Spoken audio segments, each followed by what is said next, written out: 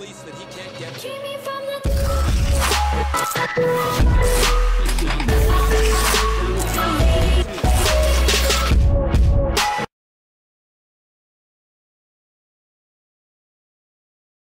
Yo, what is going on, guys? Today we're playing some more NHL 17. We're going to be once again talking about some things EA needs to do to improve NHL 18. Today we are going to be covering franchise mode. Right? So there's a lot of things that can be done.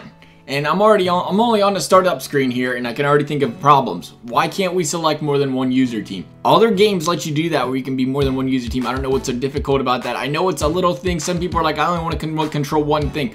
But the thing that EA lacks the most is putting depth in their game. They're the kind of people that are like, oh, you know why we didn't put connected franchise? Oh, we'll get into that. Don't kid yourself. That'll be later. But you know why we don't put connected franchise in? Enough people don't play it. You know why we didn't put this little thing in? Enough people don't do it. You know why we didn't do this? Enough people didn't do it. They take all the little things that say, you know, what if only 10% of the people care about it? Well, they're like, oh, only 10% of people care about connected franchise, or oh, only 15% of people care about having a properly shifted game, or only 15% of people care about scouting actually working right. So they're like, we don't care. We just don't care. That's their mantra on things like that, is we don't care about the minority. They don't care, period. If it's not in the majority, they don't care about it. That's the bottom line. That's how they are. I don't know why it is, but it's one of those things that you put every single little, you know, thing like that in. It's not even every single, it's something small where you can control multiple teams. You add depth. It gives more people a reason to want to play your game. Yeah, it's 10%. Well, guess what? You took that away.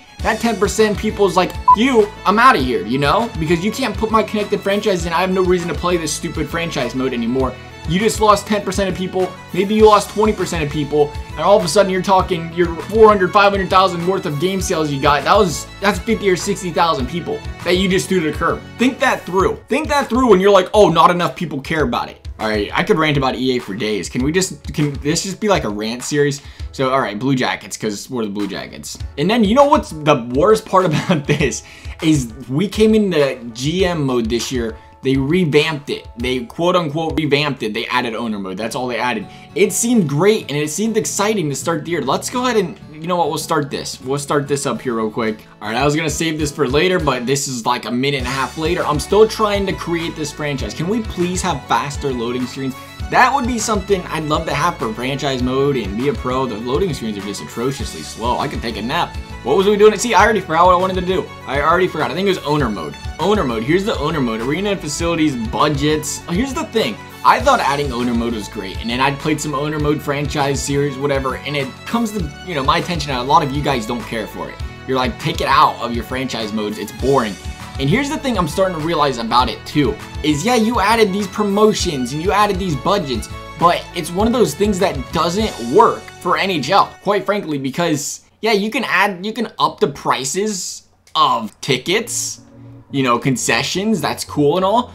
Fact of the matter is though, the NHL is a salary cap league. You could charge $1,000 a ticket, sell the arena out every night. That's not gonna make your budget go up because you're on a cap. Regardless, well, I guess it could, but you know what I mean, is every team's got the same cap at the end of the day, so all these prices are almost, to an extent, irrelevant. They're not going to make you money. It doesn't really affect your team. I should say, though, by no means, though, am I saying take this feature out of the game. Like I said, it's one of them in-depth things that, you know, maybe some of us ain't a big fan of it, but I'm sure there's still a fairly large group of people that do enjoy being able to, you know, edit prices and stuff like that just for the fun of it. I mean, yeah, you can up the prices and lower the prices and have unhappy fans, but has somebody ever been fired for tampering with these prices? Honest question. Have you ever been fired for doing something wrong? I do like the upgrade and maintain thing. I don't know why a lot of guys aren't, some fans and stuff like this. I guess it's because you don't really see it. I think it, you know, it'd be actually cool if you actually upgraded this stuff and then like the loading screen, oh my goodness, could you imagine a loading screen that didn't have a controller on it? And the loading screen, maybe it shows your parking lot, maybe it shows, or it does like a cutscene going through your parking lot, going through your stadium, showing the bathrooms or something, but you're upgrading this stuff and you really don't see nothing but this picture of it. So I think there's still little things that can be in depth that give you a reason to want to do this kind of stuff, because you're adding concessions, you're adding parking lots, but what relevance does it have other than you just click the button and then you're all of a sudden done with it? I feel like there's so much that can be done with franchise mode to make it better. I don't know why.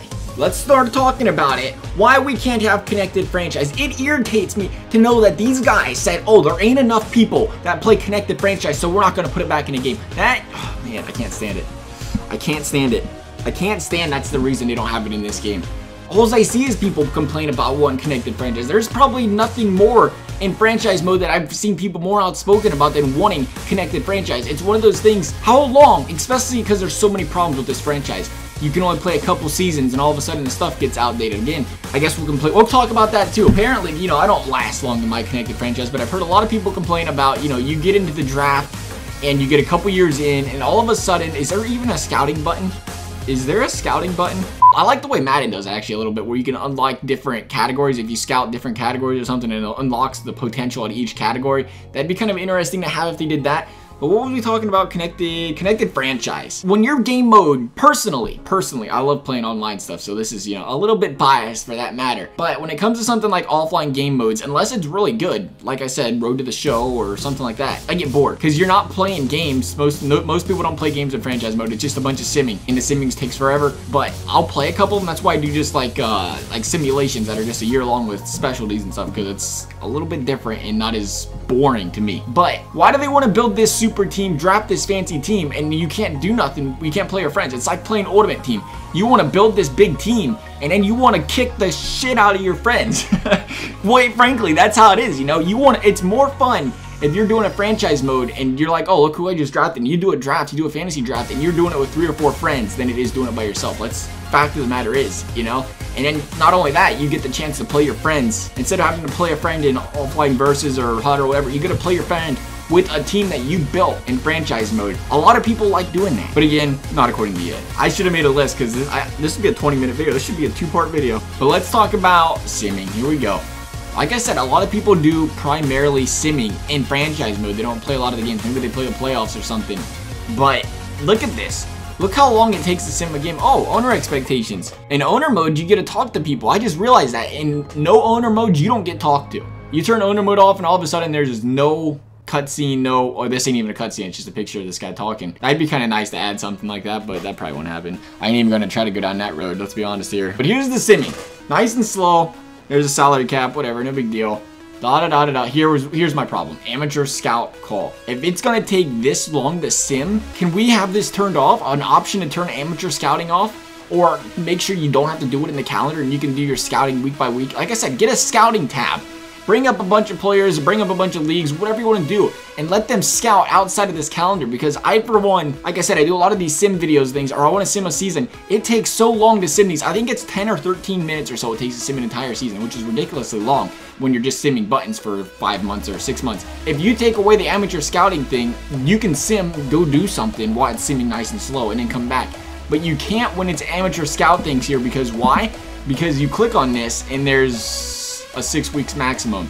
And then the second your scouting assignment ends, every single Monday your sim stops until you pick another scouting assignment for 6 more weeks, and it stops again, and it stops again. Rinse, recycle, repeat. You know, it's one of those things where, why is it gotta be like that? You know, I'd like to be a little bit more simplex. But I was also seeing people complain about for franchise mode, apparently, like I said, I don't play long enough. Forwards and defensemen and all that stuff in the OHL, it goes away. They don't have any depth when it comes to prospects. You get a few years out from now, and the prospects magically disappear. I don't know why it's that hard to generate fake names in prospects. Not sure what's so difficult about that, but if you want to have a 25-year season, these guys want to be able to scout for 25 years, not 4.5, and then all of a sudden, where'd everybody go? How about that? There's nobody to scout. All right, so let's talk about this little trade hub. It bothers me how much you overpay for guys. Let's use Duncan Keith for an example. He's 33 years old, $5 million a year. Let's say I go in there, I'm gonna offer not 1 draft pick, not 1 first overall draft pick, not 2 first overall draft picks, but 3 first overall draft picks, and you're gonna tell me that these guys won't accept that trade. All right, so I had to retain salary cap just for the pure fact that it's not gonna let me take him else. But 3 first overall draft pick for Duncan Keith is not worth equal amount. Nobody's gonna trade that much because he's 33 years old, and it's maybe a first and a third, or a first and I don't know what I'd value Duncan Keith at, but nobody would ever trade for a 33-year-old player with 3 first round draft picks and consider that a fair trade. But according to NHL, it is. They need to fix their trade system. I find myself overpaying for guys like crazy, especially I've seen somebody talk about a rental. If you're renting a guy for 2 months trade deadline, the guy's value should go down a little bit because the guy's, you know, on a contract year or something, and you shouldn't have to overpay and give up top prospects for a rental for a month. You see it all the time. The guy trades away a player for a rental and it takes, you know, a 2nd or 3rd round pick and whatever. That's it. Not you know, your elite player for their semi-elite player just to get the trade through. And then finally, how about we are allowed to actually do things year-round? We can't re-sign players during the season because apparently they have some contract system set up and they'd have to completely overhaul it. I know, holy cow, could you imagine if they had to do work and overhaul the contract system? That'd be terrible. It's not realistic. You should be able to sign and offer a guy during the season, and you can't. I don't understand that. Doesn't make sense. Again, it's a small thing that should be in the game. But not only that, then you go in the off season and you know, you're coming up on a draft. I learned this the hard way. You can't even propose trades. Last time I checked, there isn't a cap on when you can make a trade in the NHL. Maybe, you know, I guess there is according to EA, but for some reason, these buttons go away after the Stanley Cup playoffs and in the offseason. You can't make trades. I don't understand why you can't make trades. Can we please make trades next year prior to the draft? It'd be nice if I could trade away and try to get that first overall draft pick before the draft actually starts. That'd be beautiful, you know? And then finally, I think, is why can't we hire staff? Why is that not a thing? Why can't we have real head coaches? I guess the head coaches and whatever aren't part of the NHLPA, but how hard is it of a deal to make with, you know, whoever runs the coaches administration or whatever it is to allow them to be in the game? They're not players. They can't possibly want that much money to be part of the game. It's just like in Hut, you know, you can't have real coaches in Hut. But you should be able to hire and fire players. You know, you're the GM. If your team's not doing well, you should be able to fire the coach, fire the goalie coach, fire the skating coach, fire the freaking water boy, the ice girls. I don't know. You should be able to fire people though. I don't know why that's not part of being a GM in this game. That'd be great. Can we please have that as well? Other than that though, I know there's so many other things that can be added, a lot more little things that I probably didn't mention, I forgot about. Like I said, probably should have made an exact list, because once you get going, you start thinking of how many different things can be messed with in this game, and we don't need a 30-minute video on how to fix one game mode, even though it could be used, could be helped. Hey, you never know. But anyway, guys, I'd like to hear what you guys want to see also in your franchise modes. Also, I'd like to hear what you guys want to see in Be a Pro. I think that might be with the one we do next. I don't play a lot of Be a Pro. I'd like to hear some things you guys want to see done in that. We can go over them. As always, guys, I hope you enjoyed the video. Thanks for watching. We'll see you next time.